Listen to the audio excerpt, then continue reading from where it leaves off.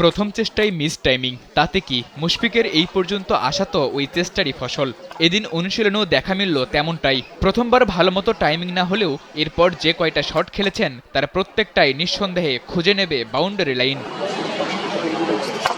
বিপিএলের আগে অনুশীলনে অন্যান্য দলগুলোর থেকে বরিশালের দিকেই সবার নজর থাকে একটু বেশি, কারণ এই দলটাই আছে তামিম, মুশফিক, রিয়াদের মতো ক্রিকেটাররা, সাথে আছে দুর্দান্ত সব বিদেশি কালেকশন।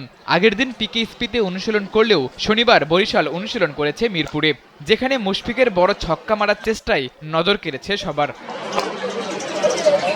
শনিবার অনুশীলনে মুশফিক কেবল বড় শট খেলার অনুশীলনই করেননি, করেছেন নিজের পছন্দের ও সবচেয়ে সমালোচিত সুইপ শটের অনুশীলন। সেখানেও অবশ্য বেশ ভালো মতোই নিজেকে তৈরি করে নিয়েছেন। অনুশীলনে বরাবর সিরিয়াস থাকা মুশফিক এদিন লম্বা সময় করেছেন ব্যাটিং। অনুশীলন শেষে ফেরার সময় ব্যাটিংয়ের শ্যাডো করাই বলে দেয় তিনি ব্যাটিংয়ের জন্য ঠিক কতটা ক্ষুধার্ত। মুশফিকের পাশাপাশি এদিন মিরপুরে অনুশীলনে দেখা গেছে আলোচিত ক্রিকেটার তামিম ইকবালকে। চট্টলার এই খান সাহেব এই আসরেও আছেন বরিশালের নেতৃত্বে। অনুশীলনেও মাঠে নেমেছেন ক্যাপ্টেনের মতোই ভাবভঙ্গিতে। দুই হাতে দুই ব্যাট নিয়ে অনুশীলনে নামা তামিম ইকবাল লম্বা সময় আছেন ক্রিকেটের বাইরে। এনসিএলে ফিরেছেন ঠিকই, তবে খেলতে পারেননি খুব বেশি ম্যাচ।